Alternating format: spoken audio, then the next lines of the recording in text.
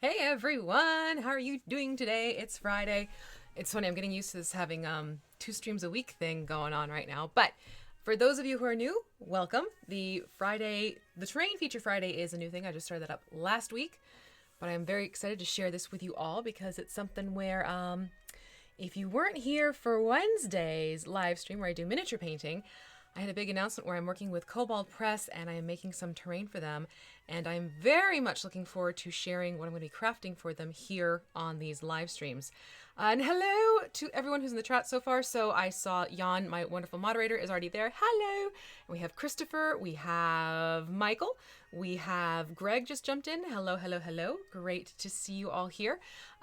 So today what I'm going to do is I'm going to keep going with the mushroom scatter that I started building last week. I'm going to just develop just a little bit more. There you go. And there is a little tweak I need to make. And this is sort of the nature of the game when you are crafting and you're just sort of seeing where things go. Hi, Puddin! You're always going to get Harley Quinn from me. Sorry, with Puddin, it's going to happen. But so I discovered that I thought, little asterisks here, I thought I had a method of painting those earbud caps where it would stick. And what I had done is, with these guys, I had used nail polish. And the nail polish was working out quite nicely. It was sticking. I was able to roll it around and everything like that. I think I have video of it still. I have to see. I had to clear out some things on my phone. But it was one of those things where like, okay, yes, we have something that's going to be feasible, something that's easy to get, quick and easy. Nail polish, why not? 3 days later, it had started flaking off because it had dried to the point where the silicone was actually desiccating it seemed. So that was a no-go. So I ended up going back to the drawing board, which, quite frankly, is going to happen when you are crafting. Hello, my cockings, how are you? And hello, Viper. It's worth a lot to see your name there. Thank you so much. So what I'm going to do today is show you my compromise. And, hold on. And a way that I was able to make it where you can still use these. There's just a little trick we have to do with them. And I actually like the look of it better. Let me show you here. So what I did was I went back to the terrain pieces and I actually took hot glue. And I took hot glue and I used the base of the earbud to basically act as support so I could create the mushroom caps using hot glue. Now, once I started doing that, I realized that it gave it more of a mushroom-like cap by doing so. I will say, having these in ahead of time did make it tricky. So I'm going to show you really quick, just sort of fix the little issue that happened in between. I'm going to show you how to take the build from the wooden dowel with the silicone cap and then show you how I put the hot glue on top of it. And then for these, really all I did was, it was a nice mix of Mod Podge matte, although it has a very nice glossy shine to it still. It's Mod Podge matte, and I mixed it with pavement is my go-to. I tend not to go full black mode with my terrain. I'm blanking for a minute. I know you see do it with my minis, but with my terrain, I like to have that more grayish undertone because I'm working with more natural colors.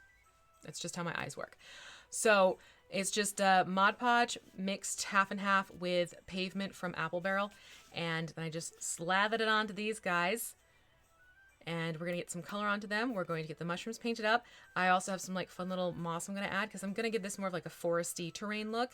If you want to get a really cool approach to how to do Underdark type terrain, go check out Wylock. He has done a couple of really good videos. I've loved the paint colors he's used for that. So go look to him for the Underdark scheme because I think that is probably one of your better bets. I thought with me being the ranger druid that I am, I'd stick with my forest terrain and I'll show you how to give this really nice foresty look. It works really well. And I'll also give a couple points if you want to make this more like cavern like instead. Oh, we have more people coming in. Hello, hello, hello, hello, Zero. So yes, let me show you first with, let me shift these out of the way. I'm going to show you first of all with the cap and the wooden dowel. And again, these are just leftover bits that I had from earbuds. Like I said last week, my kitten, she loves earbuds. She chews through the wires like there's no tomorrow, and it drives me nuts. So I only get like the Dollar Tree ones now as a result, I have learned. So what I'm going to do is basically the 1/4-inch wooden dowels that you can get from any hardware store. These I picked up at Home Depot, but I've seen them at Lowe's. I've seen them at my local, friendly local hardware store. They have it too. Hello, Isaac. And all you need to do is just pop this onto the dowel. It actually stays on pretty darn secure once you get it on because it just molds around it. And then you'll push it on so that it meets up at the top, like so. And then all you need to do is take, and you're going to make sure you do this ahead of time. Don't do this as you're sticking it into the terrain like I did last week.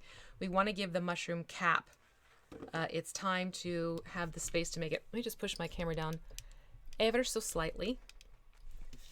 All right, so what I'm going to do is low temp hot glue gun. I am stressing on this one. Do not use your full throttle industrial hot glue gun. You will burn yourself. You will also start making things go wonky shape-wise. So it's a low temp that you want to use here. This you can get at Walmart. God, this guy I got for real cheap. I want to say $5. Hello, Michael Dempsey. And so what I'm going to do is you're going to start off by putting a great big glob, and I mean a great big glob, at the top. And then using that glue, what I am doing is I am still extruding hot glue as I use the nozzle to kind of work around the top portion here. So that way I get that nice little lip that you'll see on mushrooms. And it's just slowly working it around and using the nozzle or the tip of your hot glue gun just to sort of smooth everything back out. And you can go back in and add a little bit more if you want. Don't go too crazy all at once. If you start putting too much on, it's going to start weighing it down and it will start dripping and pulling away from you. So you have to be very careful with this part at least. But that gives you a very nice mushroom cap. Now, if you've ever seen glass blowers, you'll see that they do tend to spin their work to keep things more consistent. I actually am doing that right now just to help with the glue. The other trick you can do, depending on how quickly you want to assemble these things, you can take a bowl of cold water and you can dip this into the water itself, and that'll harden up the glue right quick. It's a technique you've seen me do with some other creations of monsters that I've made in the past and everything like that. So that is what I decided to do with these to fix the fact that the silicone definitely is not hanging on to things. The only thing I had mild success with, if you want to try painting directly on and skip this part, but it's not what I'm going to recommend. What I ended up doing was the Smurf supply. Thanks, Mike. What I did was I took super glue and I put a very thin layer of that on top of each of the silicone caps. This is the one I had done it on. And then I did the Mod Podge mix on top of it. Now, it did hold the paint. Problem is the paint still cracked. So I wasn't too confident in how that was going to last in long term, which is why I said you could try it. It's not something I'm going to recommend. And be careful when you go to test this because I just... Oops. So this is still cooling. And you're obviously going to have to hold this while it's cooling, which is why the cold water trick can also help. But basically, it was one of those things where, like I said, I had tried it with nail polish at first, and it looked like it had worked. But then time told me, nope. So it was back to the drawing board. And you know what? When you make terrain and stuff like that, it's those mistakes that help you learn. It's those little discoveries that make you realize, okay, well, that's not going to happen. So yeah, that is what I did for these. Hello, Iris. I know you can't. Hi. Iris will watch for the video, but not for the audio because she's at work right now. So that is what I ended up doing for these guys. And like I said, after I had done it, I realized, you know what? This is actually something I like the look of a lot better. So I am going to put a little footnote in the original live stream from last week to make sure that people come back and catch this beginning part so they can fix what's going on with the mushrooms and make sure that the caps will stick and work. And now it's taking. You can see the hot glue gets a little bit more cloudy. And it's not any particular style of hot glue. It's just like the cheap sticks I can get from Walmart. But that gives you a much better base to work with. You can also decide if you want to, you can keep this from getting put in the terrain right away. If you want to paint the underside first and then stick it into, you can. Just make sure you keep the paint off the lower portion of the dowel because sometimes that'll affect how it glues in. But that fixes our mushroom cap issue. Now, let's go on to actually doing these terrain bits. So these are the pieces that I had going from last week. And I have the 2 smaller bits and the 4 that can kind of give us our fairy ring. Let me move this back up now that we're dealing with more of the terrain as opposed to an up close and personal. So here you can see almost. So here you can see the basic layout. So the way I'm looking at this is, okay, you can have it set up where players are going into the fairy ring. Who knows what's going to happen? You can even just spread things out and just give it some variety with the different scatter setup. You can make as much or as little as you want. A lot of it's going to boil down to how many of those caps do you actually have. I had squirreled away a whole bunch, and this is the amount I was able to get pulled together. I do have a few extra that I did find after the fact because, you know, of course. So I might make a little bit more. But today I'm going to focus on getting these done. So I have these all set and prepped. Again, it is Mod Podge, half Mod Podge, matte, mixed with pavement from Apple Barrel, and then applied to these and allowed to dry completely. What I'm first going to do is order of operations is I'm going to work first on the ground. Hold, I'm pointing something on the screen. I'm going to first work on the ground, then I'm going to move up to the rocks. The mushrooms I'm actually going to paint the very last because I'm going to do a very fun and classic mushroom approach. Hello, hello, Tatopotamus. So let me show you my reference photo because you know me, I love my reference photos. So I'm going to be using this mushroom reference photo. I love the red cups and I love the little white dots. So that's going to be the color scheme I am using for these mushrooms. And like I said, I'm giving this more of a forest finish. So I do have some cured dried moss. You want to make sure it's cured, otherwise I can do that fun little disintegration thing on you. So this is treated to actually uphold. It's not something where it's you can get fresh moss from flower stores and from craft stores. That's the stuff that can fall apart on you because it hasn't been treated. So I do have some spare leftover. It's not flock, it's moss that has fallen off. I get ribbon moss for a lot of my terrain pieces when I want to do that. So I've just saved it up, and I'm going to use this to kind of just sprinkle it in and add on to the pieces once they're painted. Again, just to heighten the forest details. Oh, it is Friday the 13th. You're right. Good luck day. It is a good luck day. Friday the 13th. Okay. Coincidentally just thought of how to do mushrooms. Much obliged. You're welcome, Eric. Okay, so I'm going to start. Let's work with this guy first. And like I said, I'm going to start with the ground. So first color I'm going to go in with, and I'm going to use one of my larger brushes. I'm going to be using Burnt Umber, the workhorse of terrain craft. This is one of my favorite browns to use, and you'll see a lot of the people using the same brown. It's one of those things where I like the undertone that it has to it. It's great for especially natural scapes. This is just an old pizza box, and when I do terrain work, what I tend to do is, I'll show you a little trick of mine. I'll just use the upper corner of the pizza box for my paints. I'm the one who likes to work off a paper plate because if I go back to a project later, I can see the colors that I was working with, recreate and everything like that a whole lot more easily. So yeah, that's what I'm doing there. And what I'm going to do is take one of my paint brushes that matches my skin tone perfectly. So I'm using this wider brush. It's a flat brush. And this is what I'm going to use just to sort of drag the burnt umber over and across basically the floor of the scatter here. Hello, Todd Silver. Stop by to say hello. Oh, thank you so much. I appreciate that. So going to get into doing this. And with this, it's still doing... Oh, paper towel. Hold on. My paper towels are above my head. Come out here. Here we go. See? Above my head. So you want to have a paper towel handy so you can blot it off. You don't want to go in with a full heavily loaded brush. We are doing overbrush. It's not quite a dry brush. You want a little bit more than a dry brush. Gotta get back to sculpting. Have fun, Zero. Yes, definitely catch the VOD. So I'm just going to blot it off a little bit. So you can see, took off some of the paint there. And then I am just pulling this over the floor area. And you can see it picks up that paint quickly.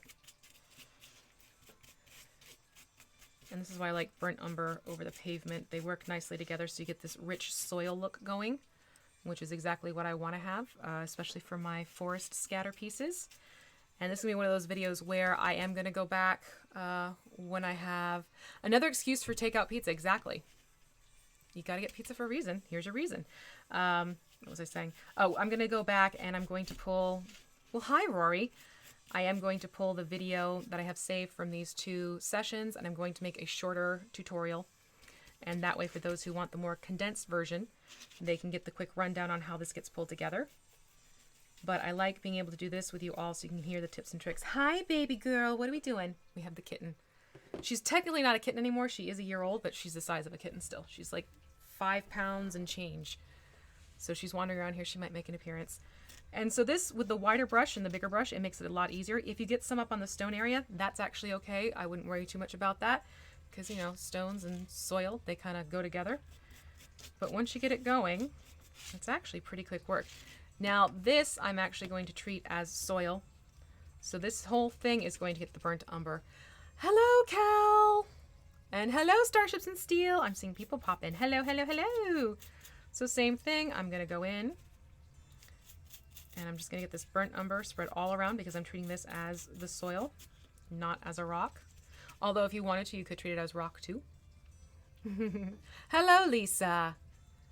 Have to drop the hubby off at the airport. Looking forward to seeing. Okay, wonderful. Well, thank you for stopping in, and definitely catch the video on demand.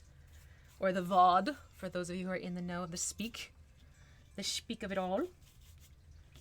But this is a nice quick process, especially with this thicker, wider brush. It's also a stiffer bristle.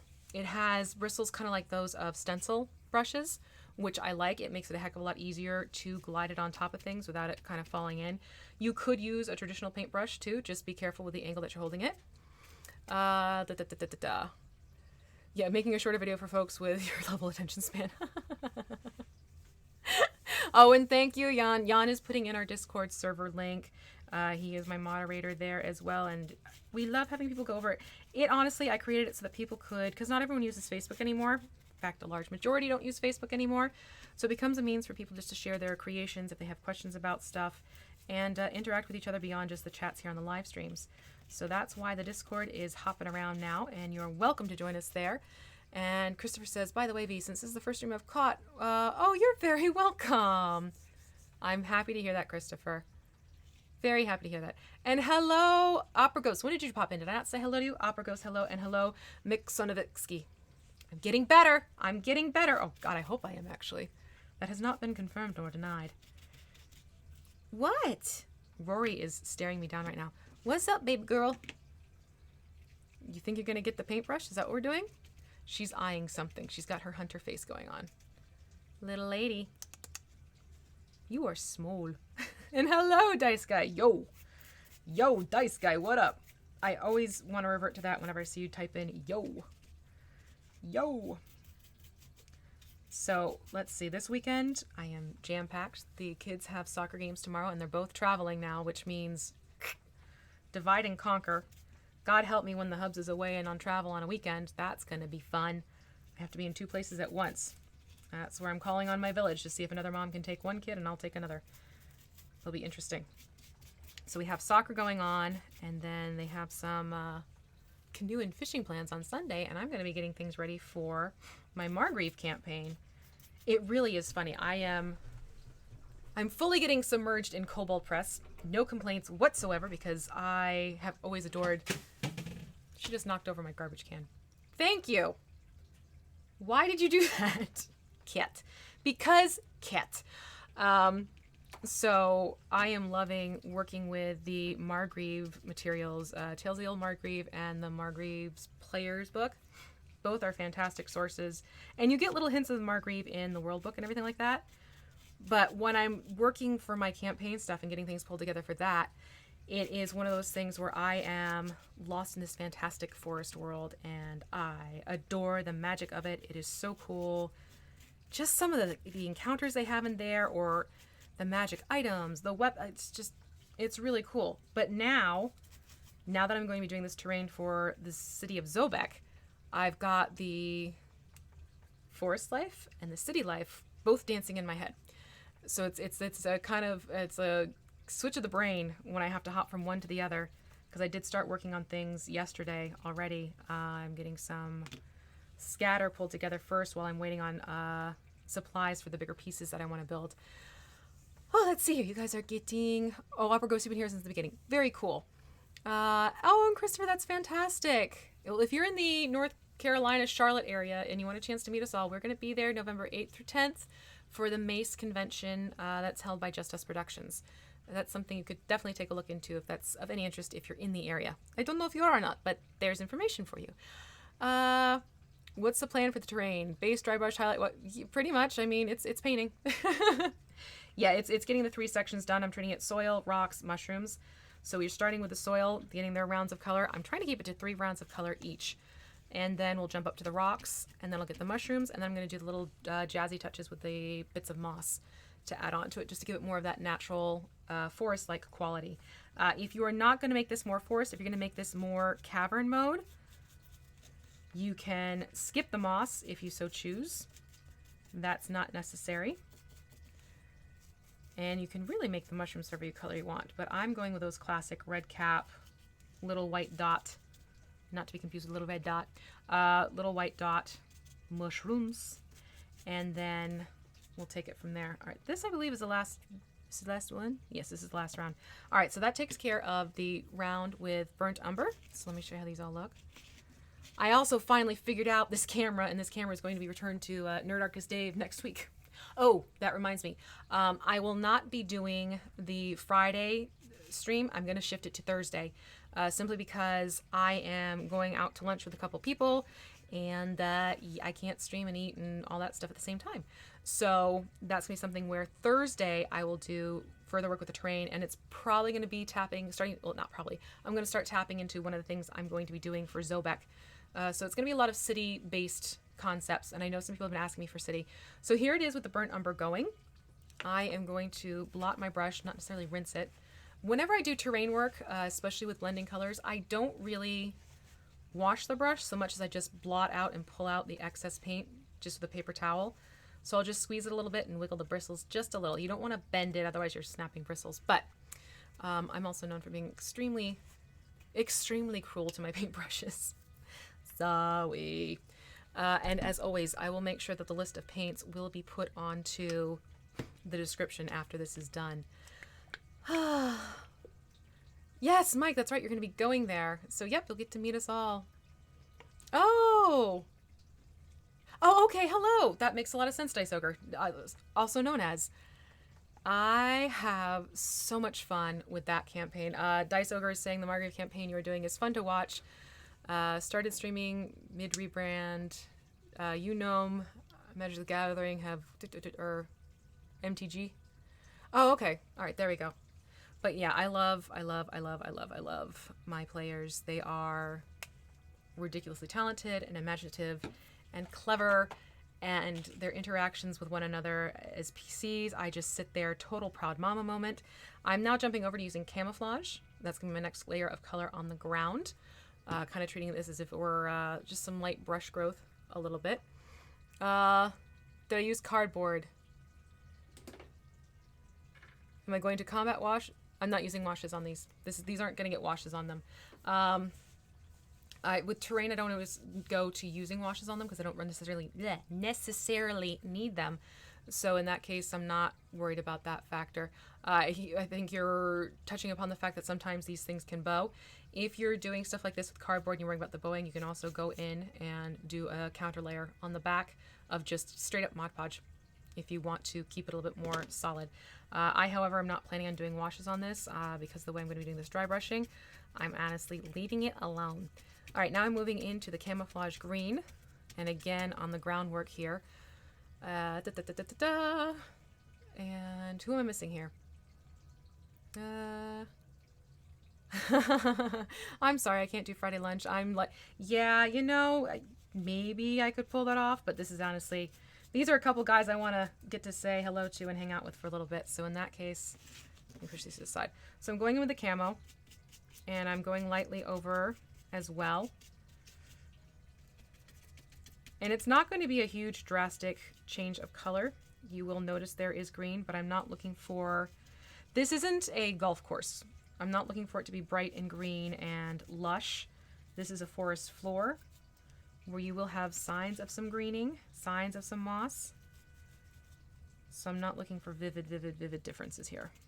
More just the undertone of it all. Because again, I'm going to go in with that moss as well and kind of tuck those in once I get everything else pulled together. Let's see, the great unclean one I painted you thought was so wait, what? You lost me there, Mike. You have to, I get so many miniatures and people talking about their miniatures with me sometimes it gets blurred together. The great unclean one, what are we talking about there, Mike? Refresh my memory. Same thing, keeping up with the camo. And just bringing this across. Camouflage Green, and that is also an apple barrel paint line color. And here we go. How are we doing on time? We're about to get to the half-hour mark. Perfect. So I'm just going to go through and do this camo all over. Nice and quick and easy. And then I am going to let this dry for just a couple heartbeats before I start going back in with the color to sort of bring out the higher details, and that's going to be toffee. Remember how I said that with last on Wednesday how Apple Barrel has some really yummy names? Yeah, we're running into that today. Toffee. I read that. I'm like, I want some toffee now. So you can see you're getting the green and the brown playing off of each other a little bit, which is what I'm looking for. Doo-doo-doo. Da-da-da. More natural look then. Yes, definitely more natural look. I'm not doing a... I tend to keep things more of the photo reference colors. I don't go too crazy with my terrain. I try and make it look more on par, especially forest terrain. I love doing forest terrain. Surprise, surprise. This is also why I'm saving the mushrooms for the very end, because I know that my brush is going to hit them here and there. Hello, Overkill Joe. Okay, yeah, honestly, with Facebook, don't, just because it's been posted there doesn't mean I'm going to see it, because half the time my feed is more memes and political posts, which is just ever so much fun sometimes. But yes, do send me a photo, and that'll probably help. So, I'm excited for the Zobec stuff. I have been plotting and playing with gears and cogs, and I have some ideas on how to get the more, it's not that it's steampunk, but because you have gear forged and clockwork and stuff like that going on, I definitely want to give nod to that, especially with, you know, Rava and everything going on for the patron of Zobec and everything. It's a wonderful, there's a fantastic lore that's built into the city itself, in connection to Midgard and all that wonderfulness. I think for me, because I was such a, well, not I was, I adore literature, I adore lore and folk stories and mythology, world mythology. For me, I'll be reading through the materials and I'm just like, oh, yes, please give me more information like that. Especially when it's like, I know it's going to bring out Baba Yaga. And the, was it last week or the week before? Week before? Last week? I'm trying to remember. Week before. For Margrave. That was fun. That was a lot of fun to play her out. And she was actually a character I had already plotted into the story. I knew she was going to jump in because of our ranger, by nature of some of his background. So I planted her in the very first episode as Jalesa. Everyone thought Mama Rihanna was Baba. Nope. Mama Rihanna is Mama Rihanna. She's this hysterical old lady. But Baba Yaga has been keeping an eye on these folks. And we'll see what happens. All right, I just need this dried just an ever so slightly little bit. Because what I don't want to do is go in now and then have everything get muddled together. So there are times with terrain painting where I will need to pause and just let things do and dry. Which is in this case the situation. This one's feeling pretty good though. All right, so what I'm going to do, I'm going to go in now with toffee, like I said before.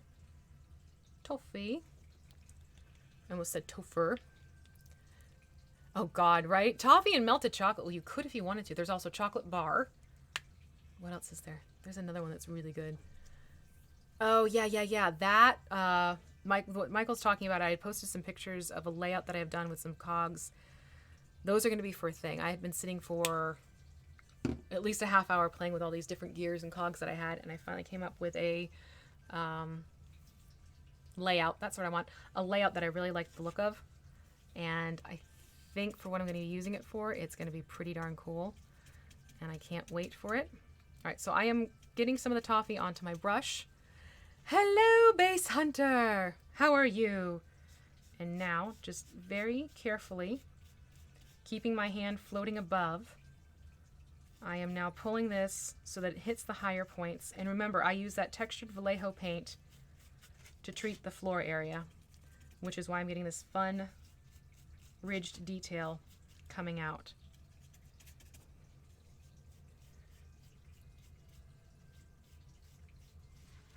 And you can go back around and just sort of zip over.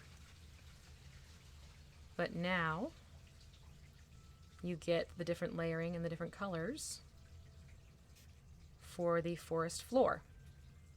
It's also why I'm not bothering the wash, because I have the darker colors working on the bottom and I'm bringing it up a few levels. I jumped a few tones by jumping to a toffee because I didn't do a mid-tone brown.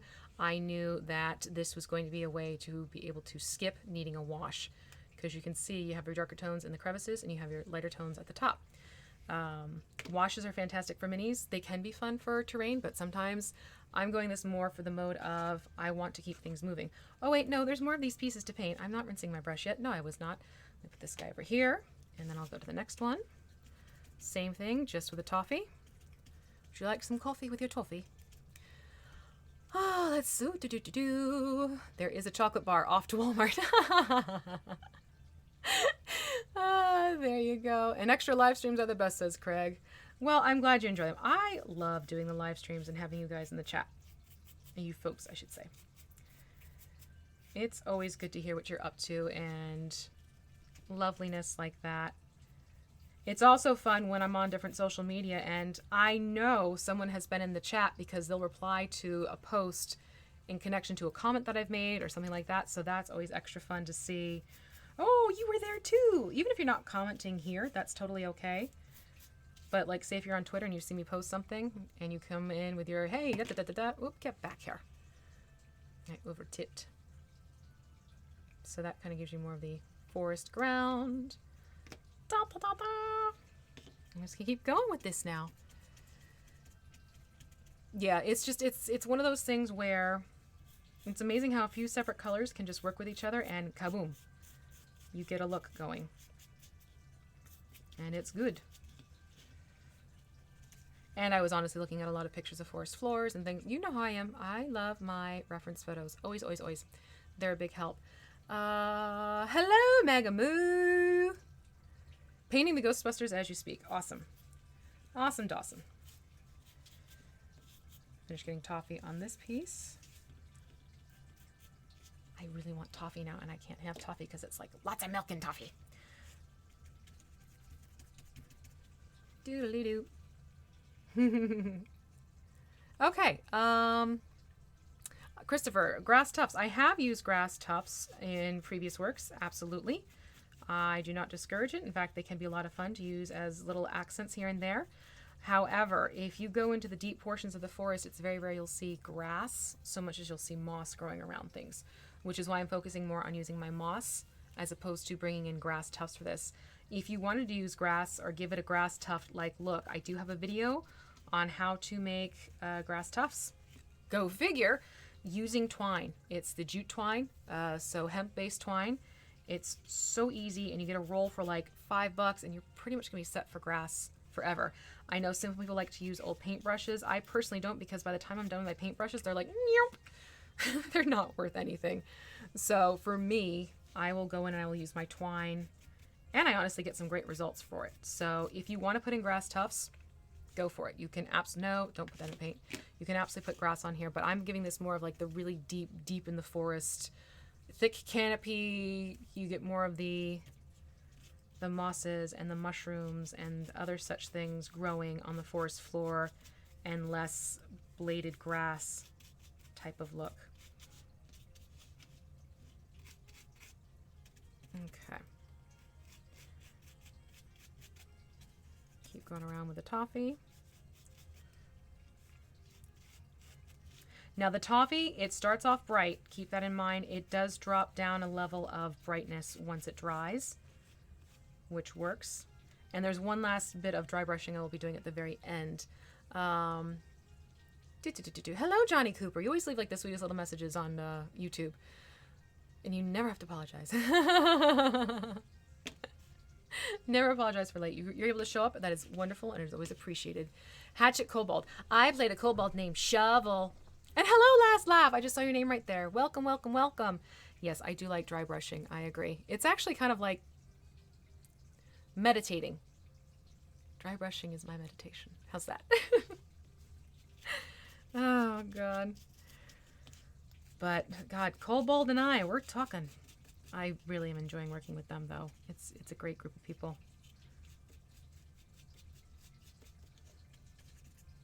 And this Zobek terrain, I am chomping at the bit to get going with some of these concepts, but of course I can't make it all at the same time.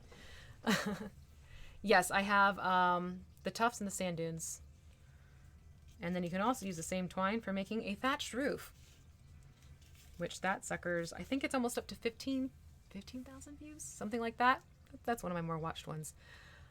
There you go. Yeah, so keep it more to the moss-like looks, Christopher, and it'll give it the look that you're looking for. Let's be redundant in words, shall we? Okay, that takes care of getting the toffee on our terrain floor. So you can see how that's all pulling together. You have the greens poking through a little bit. You have the browns poking through a little bit. Poke, poke. I am going to rinse my brush at this point because now I'm going to jump over to the rocks, which are going to have a different color combination. And it will be starting with which one to go through? Elephant gray or graphite gray? I am going to be working with dark gray. So I'm going to work with dark gray from CraftSmart first. Then we're going to jump to a couple different colors. One being one that people always get nervous with. But I like the way it looks. Would there be a way to make damp leaves? Take paper towels, rip it up into tiny little bits, and then if you can, the trick is going to be keep it from like mushing into itself. You might actually want to take the paper towel and soak it in a mix of water and Mod Podge or EVA glue, let it dry, and then tear it into pieces, and then start putting little torn pieces on top of each other and that type of thing, and you can paint them up to look like leaves. Some people actually take dried oregano. It does make great leaf scatter. Just make sure you treat it, otherwise it does start disintegrating on you and going bye-bye. Hello, Mia! What else works well? There are, especially this time of year in the craft stores, there are tons of like leaf confetti out of tissue paper that you can get too. Okay, toffee I'm not wanting. I want my dark gray. Dark gray from CraftSmart is now I'm going to use to go around on my stone. So that's going to be that base color for the stone over the prime coat with the pavement and Mod Podge mix. So going in with dark gray, which means that these two I don't need to do because those are not being treated like stone. Those are being treated like the floor. And same thing, I am going to, it's also I like the pizza box. I'll show you. Because I'll use it to sort of blot out that way as well. Ooh, adjust. There we go. All right, taking dark gray. I'm actually going to hold this so that I can.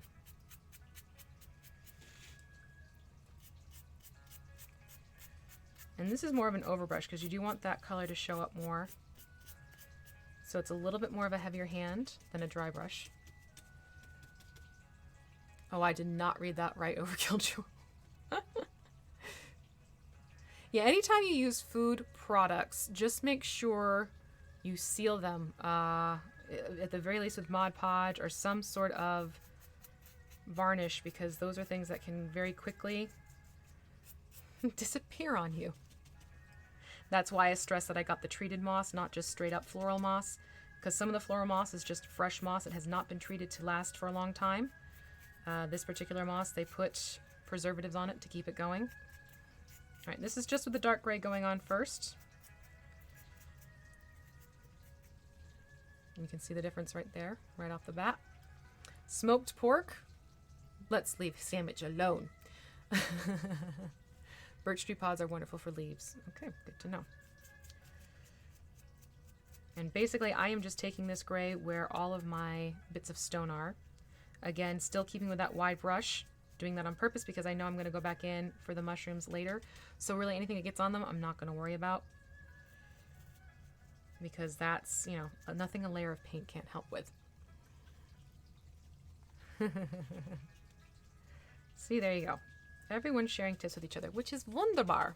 That's what I like to see. Share and share alike.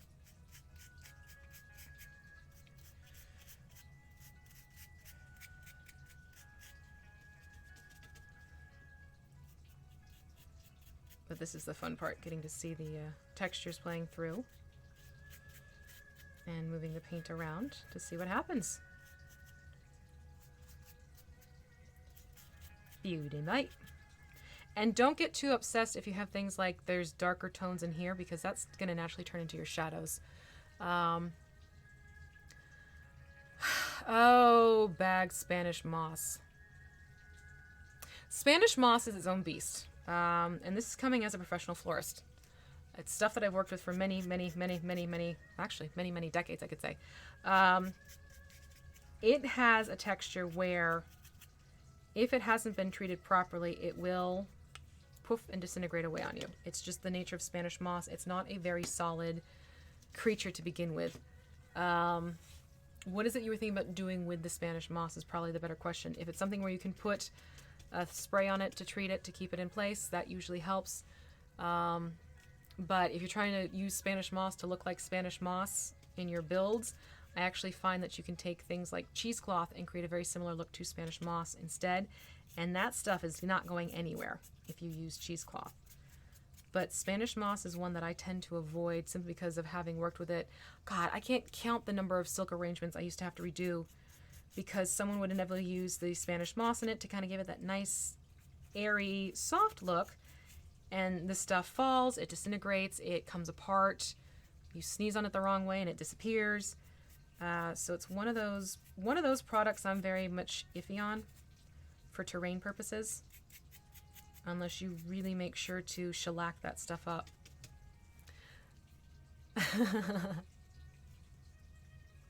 All right, have a lovely one, Johnny, and have a great weekend. Thank you very much. So that's my thought with Spanish moss. Just I'm a little wary of it in general from previous experiences and working with it for different things. Oh, see, I love it when it's like that. You can see, look at all that yummy texture. Just from one go around. Yay!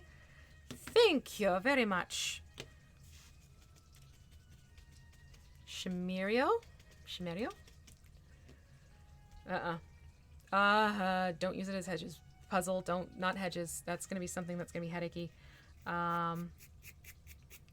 You might be able to get away with the whole vine thing if you coat it really well with Mod Podge. That could probably work, but as a fluffier hedge, I'd be hesitant. I'd be remiss in recommending that. Or I'd be reluctant, not remiss. I'd be reluctant to recommend that. You'd honestly be better doing something like just taking bits of toilet paper and kind of making a hedge-like shape instead. It's also why I will stress right now, do not go and use the Oasis Floral Foam. That is one of those things where do not use that product outside of its intended purposes. Oasis Wet Foam, the brick-like stuff, the green bricks of foam. Yes, it's okay. It's okay to use for wet flower arrangements. I have seen people do things like turn it into flocking to use it for sculpture and everything like that. Please do not do that. I actually got extremely sick off of that stuff because it is so caustic and it is, it does have carcinogens and lovely stuff in there, like formaldehyde. Don't go around with playing with that stuff for terrain build. Just please don't. No matter how much you seal it or coat it or stiffen it up with Mod Podge, the bad stuff still seeps through. The cutting it up and everything like that. The particulate matter is so bad for your lungs. I had an upper respiratory infection for almost 6 weeks because of it. It was bad. 2 rounds of antibiotics and it still wasn't quite out of my system right away. So please do not use that floral foam now that we're talking about floral supplies. That's my soapbox that I will repeatedly get back up on the second I see someone saying, oh, it's okay to use. No, it really isn't, people. It can make you sick. It's not anecdotal. It is from a first-hand experience. And I have mentioned it. Jeremy from Black Magic has mentioned it. Please, please, please avoid that stuff like the plague. Unless you want to feel like you've caught the plague and get extremely sick, then that's up to you and all that grandness. And it hurts to breathe and your lungs get all crackly. Oh, it's lovely stuff. But it's one of those things where every so often it comes through. 2-word tongue twisters, right? Floral foam. Stop and think. Floral foam. Okay, so this is with just the dark gray. Again, from CraftSmart. I mean, quite frankly, if you really want quick and done, you could stop there if you wanted to. Ha! Rima and I were just talking about you don't know Christopher. Oh, run, Christopher, run! Don't use that, please. I'm begging you. I'm begging you. Yeah, that's pretty much the point. Overkill. It needs to be treated for that Spanish moss. You need to treat that stuff with reinforcements. Otherwise, forget it.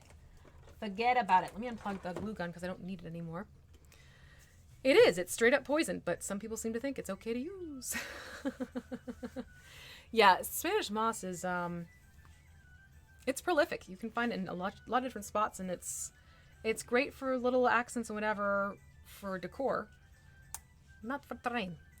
All right, so now that that's on, I'm going to switch over to a color that people always get panicked on. I'm going to move over to using, where's its name? Daylight. Oh, it's so, hold on. Daylight come and we won't go home. So I'm using the, which is, I think this is also butter yellow, I want to say, for apple barrel. But I'm sharing paints as of late, and sometimes I don't know where they go. So I'm going to take Daylight, and you don't need a lot. This is going to be my second round of color for the rocks, and you will see why. And you see me, if you've watched my Dice Tower video with the rainbow sandstone, you'll see that I love to put in oddball colors. But I love working, because if you look at natural stone, there are different colors as opposed to just gray, brown, and black. So for this, I'm putting in some of this lighter yellow as the second to last coat, so to speak. And it does some pretty cool things. Yeah, the white foam, that can fall apart on you really fast. But it's not so much of a toxic hazard as the wet foam. That's the big thing about the wet foam that I'm saying please don't use. If it says anything like for wet purposes, for wet use, Oasis, or anything like that on that foam, no. Nope, nope, nope. God, why would you want to eat Tide Pods? I'm still like, what? I don't get it. All right, so going in with Daylight. This is now where I am dry brushing Daylight on. And it really does help pop out some colors. Or textures, because of its color, I mean. Of course it's popping out color. It is a color. Duh. For as bright as it looks, once you get it onto the stone itself, it does not look as startling as you might think. So please don't get scared by that. I love working in different colors with the wood and the stones, just because it helps give a little bit more depth and interest to your end result. Yes, exactly, Richard. That stuff does last forever. Actually, I need to get some more of that foam for packs. For one of my workshops that I'm doing. That actually translates nicely into my packs workshop. The one workshop that I am doing 2 times over, so that way people, if they miss the first round, they can hopefully catch the second round. I am doing a workshop where it is getting out of the gray. And I'm showing you how to do dungeon tiles where there's actually some color to them. Where it's not like, here is a whole bunch of gray tiles put down in front of you because you're in the da-da-da-da. So one side is going to be as if it were marble, checkerboard marble, so to speak. And the other side is going to be a rainbow sandstone finish. So it just kind of gives you some variety, especially since we have more of these games coming out where it's not just you're in a dungeon, it's in things like, hey, you're in this mansion or what have you. I thought it'd be fun to get a couple tile scenarios picked up for people to have options on how they want to get things going. It's also going to be 2-sided, so one side will be the marble, the other side will be the sandstone. So yeah, that's going to be my workshop, my doubled up workshop. Let me just put these side by side so you can see the difference. This is just with the straight up gray. This is with the Daylight on it. You can see it just brings out some more of those details. And the third workshop I'm doing it's basically a parent and child paint class. We're going to be doing wormlings. This is Daylight. Like, Yes, expanding foam is another interesting thing I've seen used for sure. That's been a fun one to see what people want to go around and do. I personally have not tackled that monster because of the whole going back into sculpt and the cats and the kids and the silver spoon. I'm kidding. That's not something I really want to get into. That's a lot of cleaning up afterwards if I go to like shape and cut away. So yes, going in with this Daylight on this one now. Just really quick and easy. See? I like it.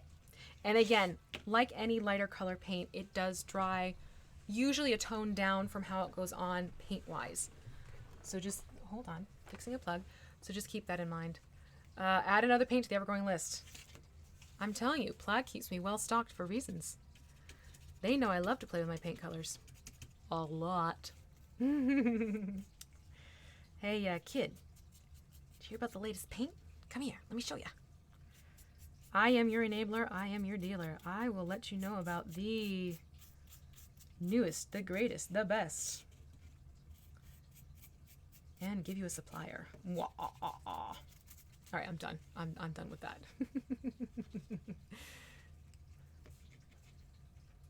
Oh, that's interesting to know, Richard. Thank you for the tip on that particular foam. Seeing as I don't really work with it, I wouldn't know. My go-to foams are definitely insulation foam as well as Dollar Tree foam core. And I have been known to use the, what is the pill form? The styrofoam. That's the one. This is why I like daylight. It's so much fun. It's so much fun to get this as an in-between color. And again, with the pizza box, I'm using it at this point to kind of help blot off the paint color.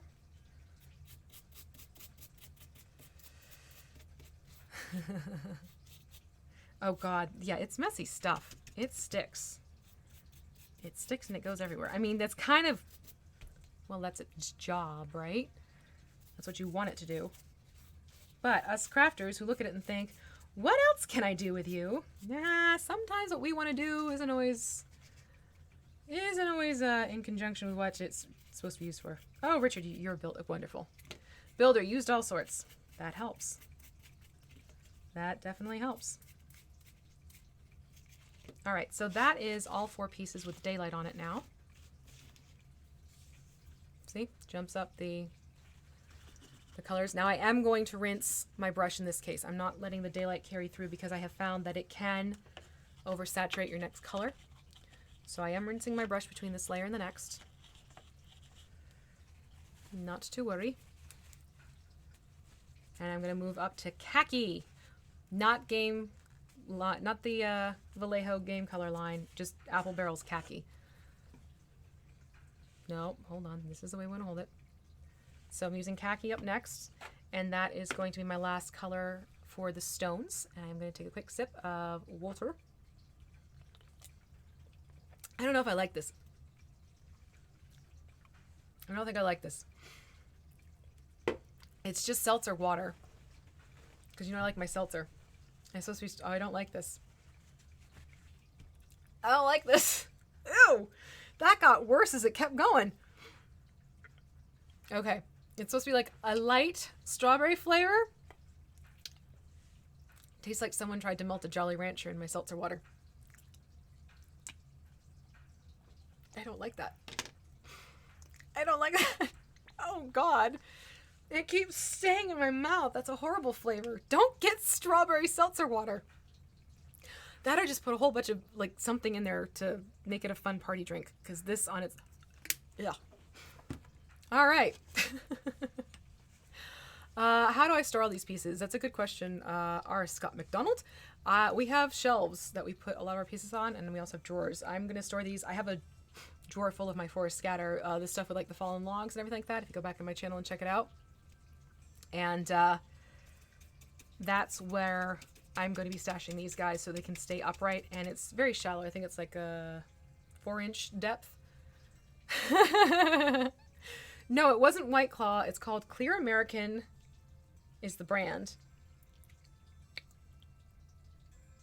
Flavored sparkling water beverage with other natural flavors.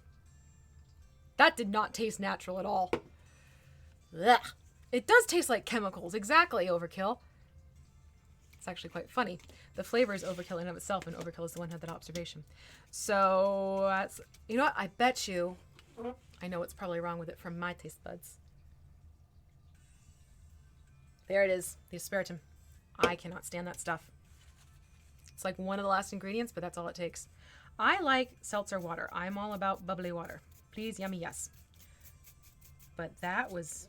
I'd rather just take some strawberries, fresh strawberries, and shove them into my drink instead of doing that ever again. Ah! It's the asparagus in it. That's why. All right, so I'm going in with the khaki now. The khakis. I'm going with the khakis now.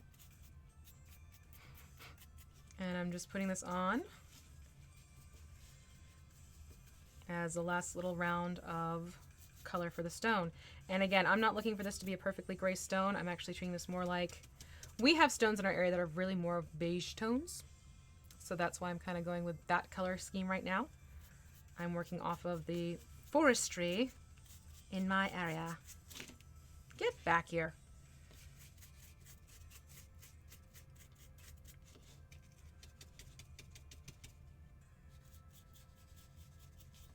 And again, just going lightly through.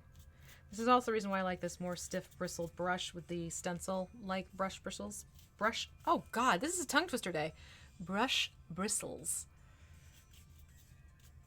It just works nicely. Okay, so that is that one. Side by side, you see this just raises up the edges a little bit more. But that's going to be my groundwork and the stone floor. Or the forest floor. The stone and the forest floor. Ooh, goblins!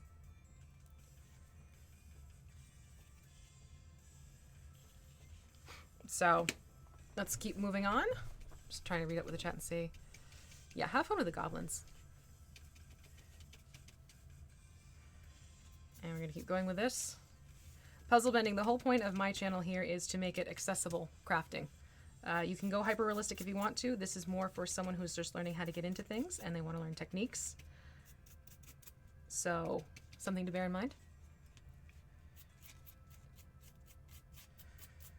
And again, just going to keep going with this khaki. The khaki kata. If you wanted this to be more in a gray scale, do the dark gray, then you can jump up to a nice, was it graphite gray? It's graphite and granite. I always flip the two around. There we go with that last one. And that'll give you more of the grayscale color. Or you could always, if you wanted to go in and do a wash, which I'm opting not to do with these, just do a black wash and that's going to gray everything up for you anyways. So if you do want to get the rocks more of a grayish tone as opposed to the beiges and taupes that I'm working with as my final look here, that's how you could do that.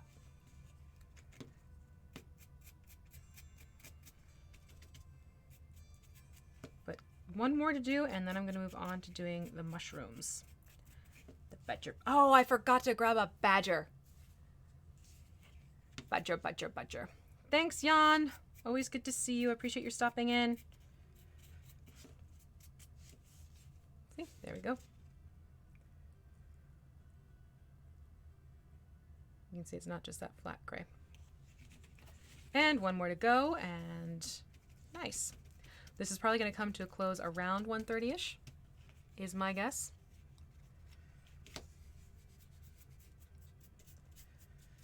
Ooh, got a little paint on that. That's no big deal. Now, I do recommend if you want to make a variety of mushrooms, definitely go and check out reference photos because mushrooms come in all different sorts of colors and whatnot too. You can have a lot of fun with it, or you can go hyper fantasy mode and make them just really cool colors in general. You know, I've seen people do things like blue mushroom caps and greens and other things like that. It's a fun look when all is said and done. Okay, and that is the last stone taken care of. Well, there you go. Have fun with it, Mike. Oh, a badger confused there? No, it's a song. Badger, badger, badger, badger, badger, badger, badger, badger, badger, badger, badger, badger, mushroom, mushroom. Trust me. Go to YouTube, type in badger, mushroom, maybe snake, and then you can go from there. How long did the mixture that you put on the base take to dry? That's a good question, Christopher. A lot of it's going to depend on your time of year and your environment. If you live in a drier, warmer environment, usually it'll dry within a few hours. If you live in something that's more humid and muggy, like it has been for me, because, you know, summer weather, it can take, I try and give it an overnight's dry time just because of drying issues can crop up. There we go. So these guys are pretty much done in that respect. So I'm going to go in now. I'm going to start painting our mushrooms. So we're going to start with a different round of colors. I'm going to go in and I'm going to use Sandstone from Apple Barrel for the stems. See? A snake! A snake! Yeah, if you do fun colors, you definitely have your Underdark going on. I appreciate that puzzle, but just keep in mind, something when you jump into other channels, and we're going to have a little discussion here about white gloves and party manners, if you will. When you come into someone's channel and you start talking about other channels, it's basically coming over to someone's house, you're eating their dinner, and you're talking about this other restaurant. So it kind of comes off as undermining a little bit. So again, when you're talking about techniques that really aren't being applied towards my channel, I appreciate that you want to recommend them. However, it's one of those things where it comes off a little bit more like, well, this is better, if you understand what I'm saying. And then it sort of undermines what I am trying to do here, which is get people who are new to crafting into crafting and not feel intimidated by it. So please just keep that in mind. All right, switching over to Sandstone. I'm going to take Sandstone and I'm going to use it on the stems of our mushrooms. And it's up to you. If you want to keep the ridges from the dowel, this is one of the chopsticks, so that doesn't have it. But if you wanted to keep the ridges of the dowel there, like that one, you can take your brush and work against that so that you still have the darker tone. This is just a chopstick one, so it's more of a smooth wood. So I'm just taking a paintbrush now and I'm going in. I might even have to do a couple of coats with that. We shall see. But it's just the sandstone is going on the stems themselves. And I do want to have that play out.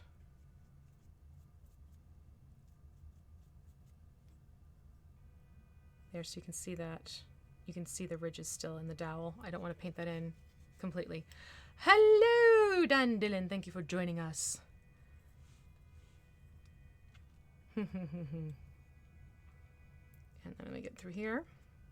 This is also why I'm doing the caps last, because I know there's going to be some tricky spots to get into for the stems. So if I jump over and hit a cap, it's not going to be as, oh, I just painted that red. But yeah, definitely where I had the chopsticks as an option. I might have to go in and do one more round of sandstone. We shall see. Then we have this little guy. I'm just going to go in and give that touch of sandstone. This one's going to be tricky to reach. There we go.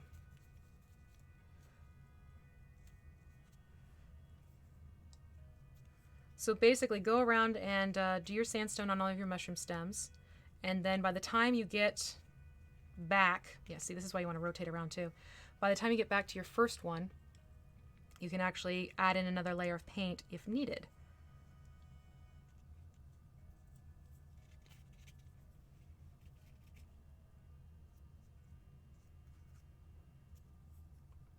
But definitely make sure to rotate your terrain around because there might be spots you're missing. And you realize it when you're just about to put it down. All right, that one has them all. Let's move over to these guys. Looks like it was 3D printed. Well, it's 3D built. It's built in the 3D world. I love making things. I really do. And I love making things out of bizarre supplies as well. Oh, well, thank you, Christopher. That's why I'm so freaking excited for my Zobek build.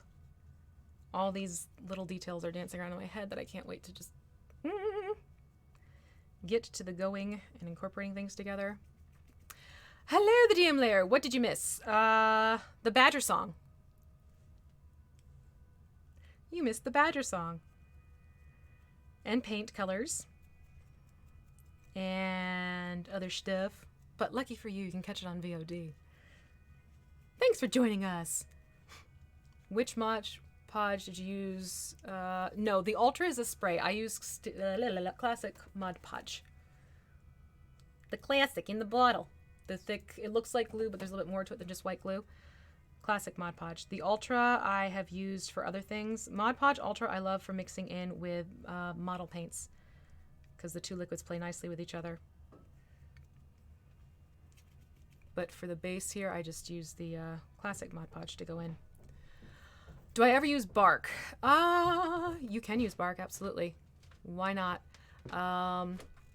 You can actually get cured bark in floral supplies if you don't want to have to do that for yourself, though. I will mention that. Bye! And then that way, it's a little bit easier for you. Yes, the awesome Badger song.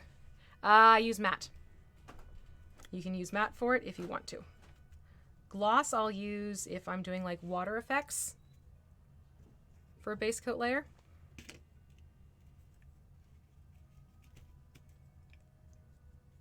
Keep going around. I will say, between the chopsticks and the wooden dowels, if I had the option, I think I'd stick with the wooden dowels.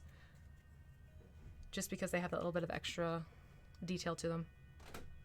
And these are the wooden dowels that they use for like dovetail work or with furniture building. That's why they have the ridging on them, the ridges on them. Mushroom heads are covering the stems here.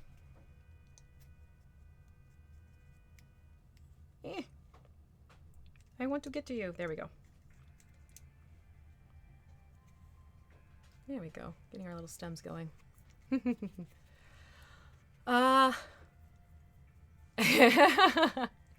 Your wife's not too off, Tom. I have actually have said to people who really want to learn how to do better detail work on faces for miniatures to go and watch makeup videos, because a lot of what they teach in makeup videos in terms of the contouring of the face, that actually applies to what a lot of people do with contouring the faces of miniatures. So there is some overlap in that respect. A lot of my painting experience, though, comes from having done art and things like that since I was a child. So more my art skills went into makeup than the other way around. Thank you very much, Mike. I'm glad you're enjoying it. It's amazing what a little bit of color just does. And you can see, again, I'm not too worried about the mushroom cap heads because that's where it's, it's going to come into play as it's going to come into play. There we go. Got them all. Did I paint you? I painted you. I painted you. Did not paint you. Hold on. We got to get the painted, not painted side going here. I think for the sake of time, what I might do is, I have a couple already painted, right? Yeah, for the sake of time, what I'm going to do is I'm going to put these three pieces to one side and I'll focus on the three that have the stems all painted. Because otherwise we're going to be here for a while. I am going to go back and get a little bit more. It definitely looks like if you're going to be using chopsticks, they're going to need a couple coats of paint probably. But because of the ridge work around the dowels, you could get away with one if you wanted. I am going to do two, however. Yeah, definitely where the chopstick ones are. And notice I'm not getting too crazy about making sure it gets to the very bottom, the very top, because that's where you kind of let the undertone play as a shadow. So it's okay if you get the paint more in the mid-center range. And then we got our little guy right here.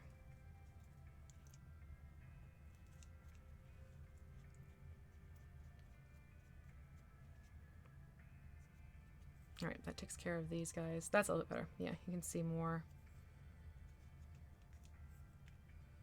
Yeah, that's more of the consistency that I want. Makeup on eyes is way easier than painting on teeny weeny little eyes on minis, though. Well, I didn't say eyes. I said the contours of the face. That is actually, you'd be surprised how well that works out for if you really want to make a miniature's form pop out more. Just go and watch how to contour on a makeup channel. Go figure.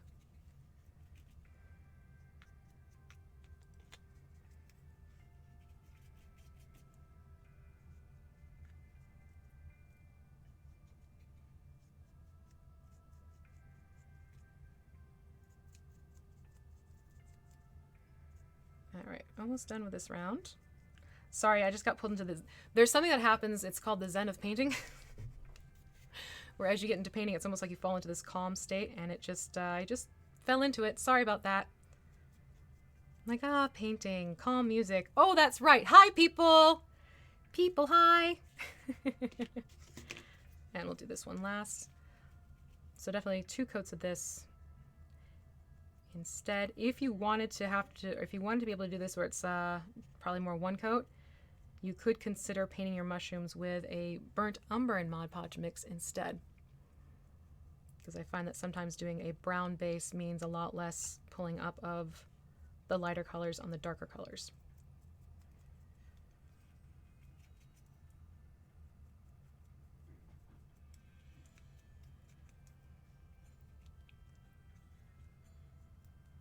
Now, in terms of, I do want to talk about some cool people out there in our world who I would love for you to check out.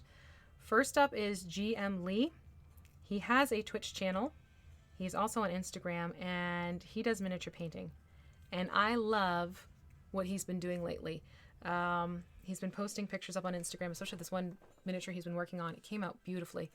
So he is one to go and check out for sure. In fact, let me pull up his account on Instagram so you can see what it looks like because of how great his stuff is. And I want these to dry a little bit too before I start going in. So while we're drying, here's an account I want you to check out. So go and check out GM Lee. Really good guy. He's got this Twitch channel as well where you can catch him for live streams. But he does really fun things with his miniatures. Very vibrant colors, which is honestly why I flocked to him as well. Overall, great person in our community. So go give him a check out, especially if you love watching miniature paints. That is a lovely person to check in with. In terms of terrain building, let's see, where'd they go? Got DM. I gotta find him. That is another account, really great account to check out. Here we go. Got DM. Also on Instagram. Does really great quick picture tutorials for those who want more of a quicker look at things. But that's another account that I would highly recommend going to look for ideas for terrain builds and everything like that. So those are my two choices for this week. You have GM Lee and Got DM, both on Instagram, both really great accounts. Those are my features for this week of people that I believe you need to discover if you haven't discovered yet. Eyes are rough. Usually avoid them.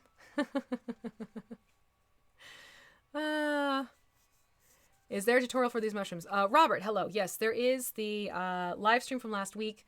I will be turning the live stream from last week's video as well as this video into a tutorial, a condensed tutorial for those where time is of the essence. So just keep that in mind. Zen is a good thing. Yes, it is a good thing. You were zenning out too? Okay, good. It wasn't just me. All right, now I'm going to go back in. I'm going to start working on the mushroom caps. And for this, I'm jumping into Bright Red from Ceramcoat. And red can be a funny thing sometimes. So what I'm going to do is I'm actually going to put in a little tiny dollop. And you have to be careful here. You don't want to put in too much. I'm going to go back over to I'm going to go into vanilla ice cream. See, I told you these names. Put a little dollop of vanilla ice cream with the red. Because when you blend in, don't get that on your face, V. When you blend in a little bit of a lighter cream or white with your reds, you get a slightly better coverage. You don't want to go too crazy though, or you end up with pink. So it's just a little light touch. It's barely discernible, but it's usually enough to kind of help with a better coating of your reds. It's just, that's a canvas painting trick that I'm switching over to here. Oh yeah, who's for the shadowed eyes? I've gotten better at doing eyes, only just recently. So if you can do it, great. If not, don't put the excess pressure on yourself that you have to. You can get away with a good wash in the eyes and let it kind of shadow out. These are definitely going to be a couple layers of paint though.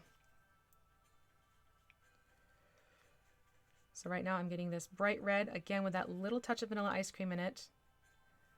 And I'm getting the mushroom caps with that color. But it's definitely going to be a couple coats just to get that nice vivid red color going and a little less of the black undertones coming through. Which ironically on camera it looks a lot more bright than it is. Or rather there's a little bit more streaking than what you're seeing on the camera. So I'm going to go through and get all these mushroom caps now. But this is where you can have fun when it comes time to the mushroom colors themselves. Purples, blues, bright yellows, bright oranges. Have fun with it. It is your terrain in the long run.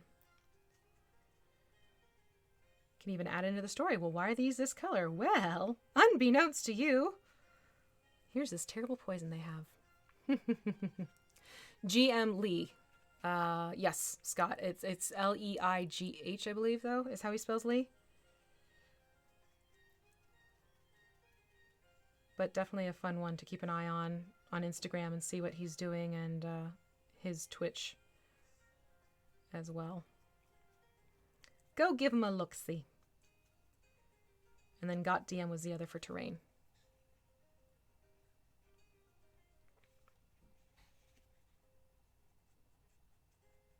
Now this is where these guys got a little tricky because of having been put in before. I didn't do the cap fix. So I do have a couple points where these attach together. And I did try to cut them apart. It just didn't look right, so I'm letting them kind of look like they're slightly connected.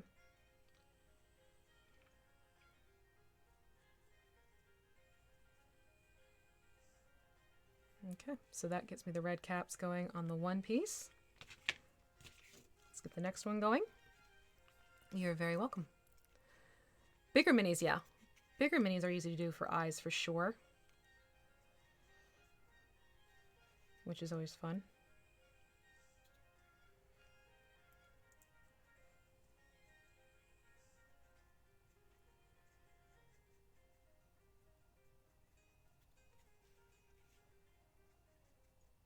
I'm doing it again. Sorry. Sorry. I just did it again. Ooh, the paint. What I have found is becoming a new, not new, but becoming more popular and well liked is the whole layering up of the eyes. So it's putting some black into the socket area and then putting white over that, but leaving a rim of the black to help define the eye. And then going in and doing the iris, and then of course the pupil. I've seen a lot of people do that. And then what some will do is go back in with the flesh tone of the face. They'll kind of clean up the edges of the eyes. I've seen that done with eyes, again, with success. So that's a technique I've been seeing.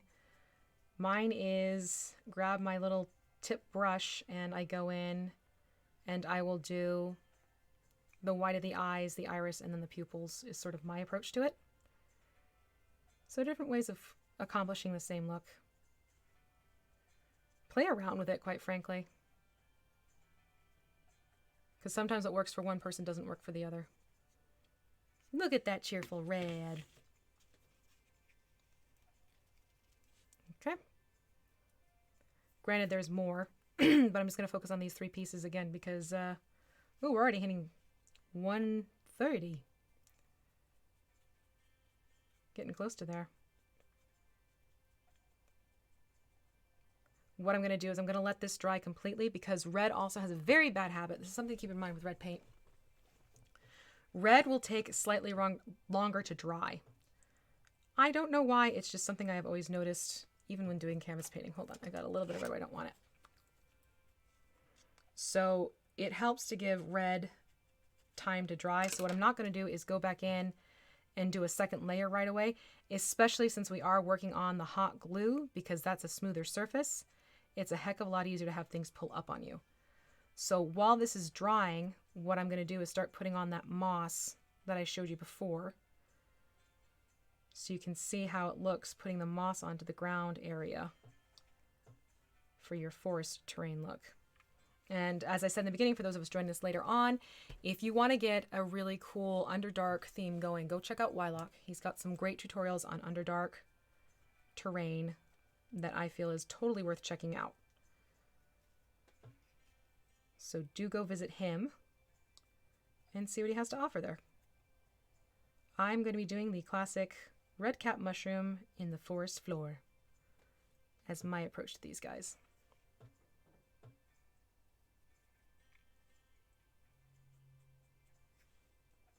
All right, let those dry. Get the paintbrush in some water. And then I'm going to plug this back in now that I'm going to need it. I don't want to leave it sitting there stewing. Micro pens are great. I've heard that. Some people are using pens for miniature eyes. The one thing I will suggest is just be careful when you do that because I have had people come up to me like, oh, I use these pens for the eyes, I went and I put my glaze on, or the sealer on, and the eyes went runny. So just test it first. Test your pens first before putting it to use, because sometimes you might get a rude surprise. All right. Thank you, Christopher. Have a lovely day and a wonderful, wonderful weekend. So this is, again, this is pre-treated moss. This means it's moss that will not disintegrate on you. It has been cured, essentially. It has fallen off because I'll get sheets of moss, ribbon moss, which is great. But I'll take the bits that have fallen off and I'll save them for later for stuff like this, because you can put it onto your scatter bits as well. So that's going to be the plan here. So I'm going to take this while the mushrooms are drying. Get a little bit put on here. And then, let's see how my hot glue is doing. Give the hot glue a little bit more time. That's got to go a little bit longer. So what I'll do is I'll take the moss and kind of just put a layer of the hot glue on first. And then you can go and you can push this moss down. And because it clumps together, you'll find you're pretty safe. But I always recommend whenever you go to do this, you want to make sure you have a brush where you can use the base to press it down, is the technique I'm going to be doing. So I'm not going to have this cover all of the floor, but I'm going to have it cover areas, is the plan here. But before I do that, I know I was missing a part. Before I do that, I am going to quickly drop over to, where'd it go? Here we go, vanilla. The curing process for the moss. I did not cure it, so I'm not sure how they go about doing it, to be honest with you. All right, I'm going to go in with the vanilla ice cream before I actually get the moss on here. I'm going to just do, because I said there was going to be one last round of dry brushing, and that's going to be with the vanilla ice cream, and just get those very top little points. You don't have to go too crazy, but just add one last layer of height and bringing up the colors. You go in with vanilla ice cream and you hit basically your entire piece outside of your mushrooms. Leave the mushrooms alone. But it's vanilla ice cream around the rest of the terrain bit. Gives you one more bit of raising the color up for you. I knew I was forgetting a little step with the paint. There we go. And that way, just a little bit more of the details are there for you to see.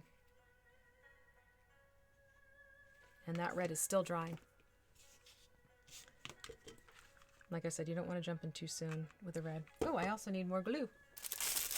Get the glue. Glue sticks. Hey, I'm telling you, I have nothing to do with the food color names. It's more the Plaid likes to use the food names. Go figure. Here we go. All right, so now that I have the hot glue ready to come out, I'm going to put some of the moss through here. So I'm just going to add a nice little, a little goes a long way, and it helps to work in smaller amounts. So I have a little bit of hot glue here at the bottom now. I'm going to go in with a clump of this moss, place it on top, grab my paintbrush, and tuck it into the glue so that it'll catch and you won't burn your finger. That's the important part. So just use your base of your brush to push it into that hot glue so it catches. And then if you turn it over, you'll find that the excess that isn't attached will fall off, and you get that. So that's how I'm adding the moss on. Pretty straightforward. You will need to go back and pull off your spiderweb threads, or you can even take like a hair dryer and blow it on to where there's webbing, and that usually helps melt away and pull those threads in. So again, same thing, taking a cluster of that moss, using the base of a plastic paintbrush. I find sometimes the wooden ones, the paint will get chipped off or stuck, so just be careful. And that gives us our little bit of moss on the floor. And I'm going to put a little bit on this side too, I think, just to have a little bit of fun here. Play around. That's the fun thing. Ooh, ooh, ooh. Hold on, hold on. What do you do about the shine from the glue showing through? It actually doesn't show through with this, quite honestly. But you can always go in with a matte Mod Podge Ultra Spray if you want to, and just touch up with a paintbrush. There we go.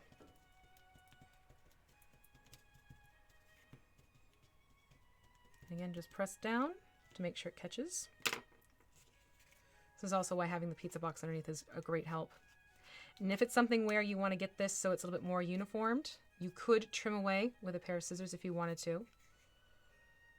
But that gives you your moss on the base look. You can also have fun and tuck it into some of the stonework, which I think I'm going to do for funsies. The question is, where do I want to stick some of this? I think I'm going to put a little bit right here. So again,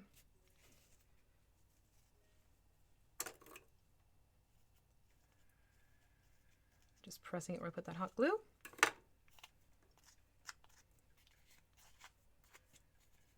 And then just gently using my fingers to pull away anything that might be loose. And now you've got the moss on there. I'll put that into the description, Mike, so that everyone can get that.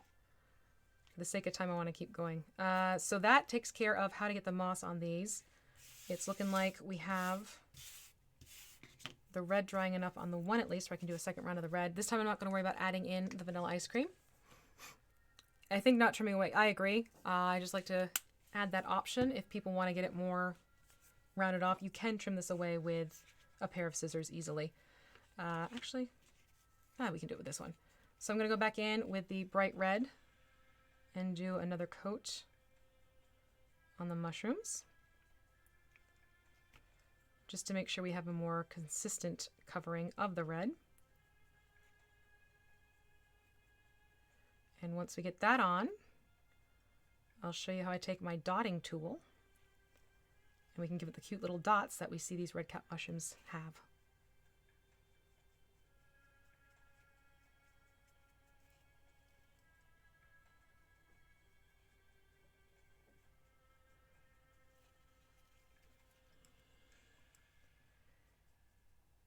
And just get these going around.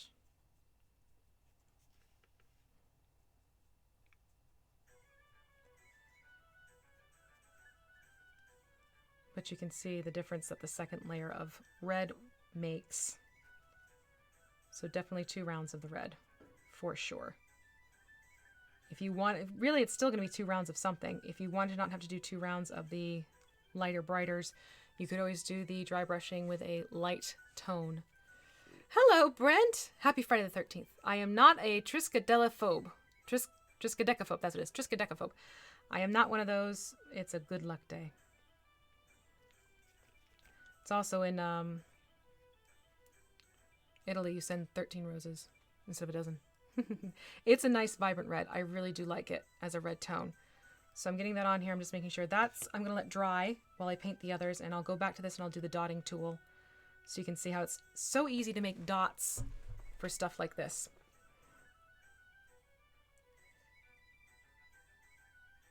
And again, just putting on another layer of the red here.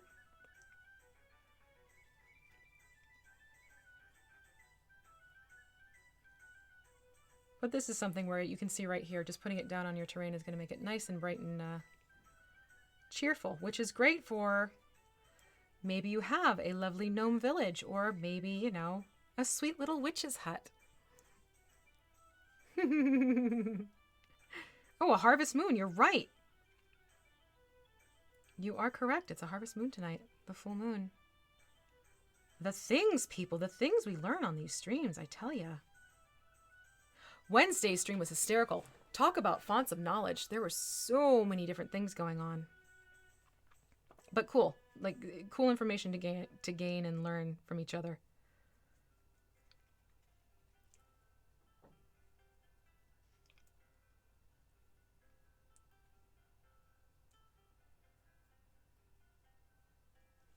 But look at how fun that is.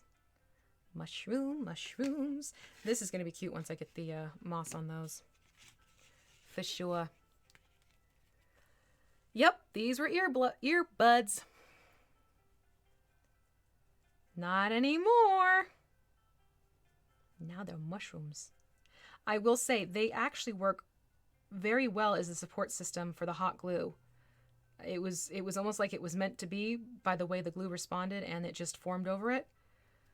So it's definitely my recommendation if you want to make some fun mushroom caps, and if you have them, take your spare earbuds and use those, and you'll end up with something like this. And if you have time, you can just dip that into the cold water to get the glue to cure faster. It's just with the wooden dowel. You kind of want to be careful about not getting it too wet before going to paint it. Look at how fun that is. Da-da-da-da. Knowledge is power. You are right. David the Gnome. Oh, God, that's a cartoon I used to watch as a kid at my grandmother's home. She even had the book, like the big gnome book. She had that book, and I'd read that thing obsessively as a child. Like I told you, I loved world literature, lore, and mythology. So, yes, I'll read the gnome book for the 20th time.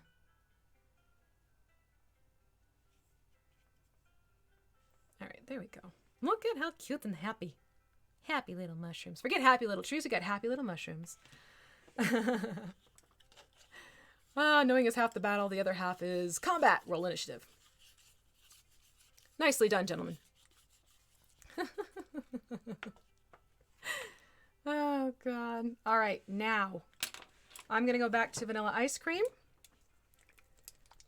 Swift the Fox. Oh, nostalgia feeling. Oh, it's like right here in the feel. All the feels.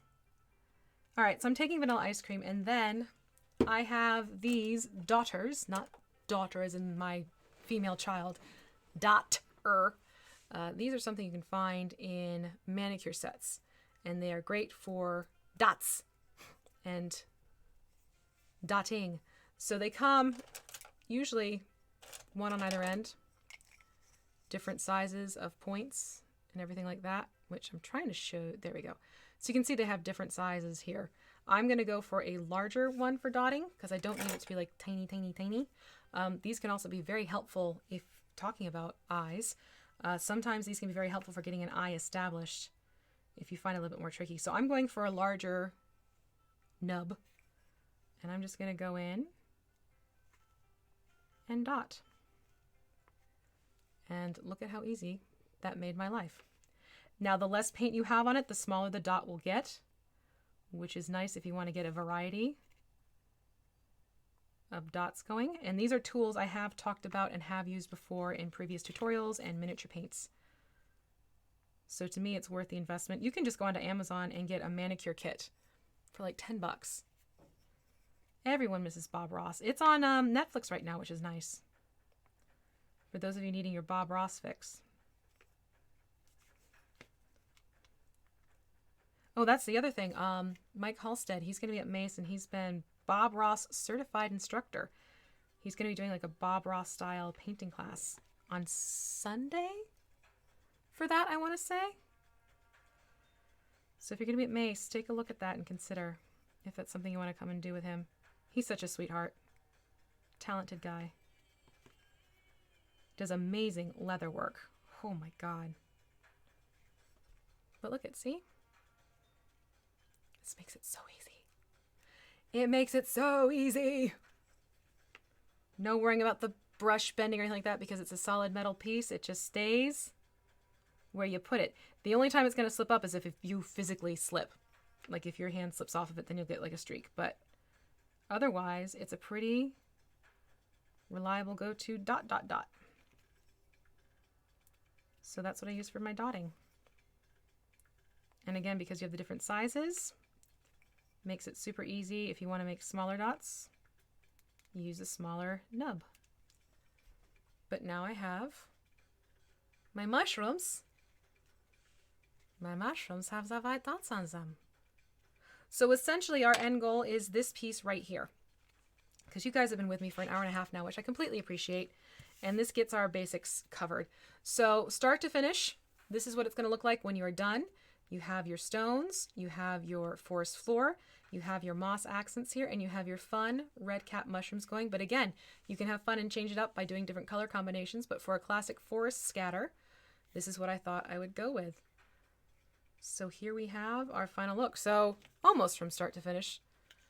we kind of start off with a black base here, but this just shows you the difference in what can happen with just some layers of paint, different techniques, easy to do techniques. This is definitely beginner friendly. But there you go. From some random pieces around the house, you go from something that looks like this to this. And a wash isn't necessary, which is quite handy, especially with terrain pieces. So what I'll do is, I'm not sure exactly when I will get the tutorial for this pulled together. Time is definitely of the essence for me right now. But this is definitely a way to get some mushrooms for your terrain set up and give your players something fun to look at. Oh yeah, you can definitely put, absolutely, a base hunter is saying you could put in the moss between the mushrooms. You absolutely can do that. I just wanted to get the basics put up here so people can see what the technique in full is going to look like and what the end result ends up being. So you can tuck the moss in between if you want to. You can get the grass tufts like we were talking about before and put those around. You can even get aquarium plants and use those for some different varieties of textures and colors for plants. So that gives you the idea of where we ended up with this. So I am quite happy that you're able to join me today. Next week, I'm going to start jumping into doing city terrain build, and that is going to be Zobec specific. Those of you who are not familiar with Zobec, please get over to Cobalt Press and check them out. You have the Streets of Zobec, you have the Zobec Gazetteer, and you have the Midgard World Book, all fantastic sources that I absolutely love to immerse myself in, and I cannot recommend them highly enough for you. Go to cobaltpress.com and take a look. And let's see. So you can join me again next Wednesday. I will be jumping into a new mini. I am actually going to be showing off one of my commission minis that I've been hired to do. It's going to be Strad. That should be fun. I thought getting into Halloween, let's get Strad going. And again, the terrain is going to be done on Thursday starting at noon. Actually, I might do 11:30. Jump it up to 11:30. And we'll do some more terrain talk on Thursday, just because next week I'm going out and having lunch with friends on Friday. All right. Take care, everyone. Have a fantastic weekend. I appreciate seeing you here. And I will see you on the flip side with all the social media, Twitter, Instagram, Facebook, YouTube, all that good stuff. So take care and bye-bye.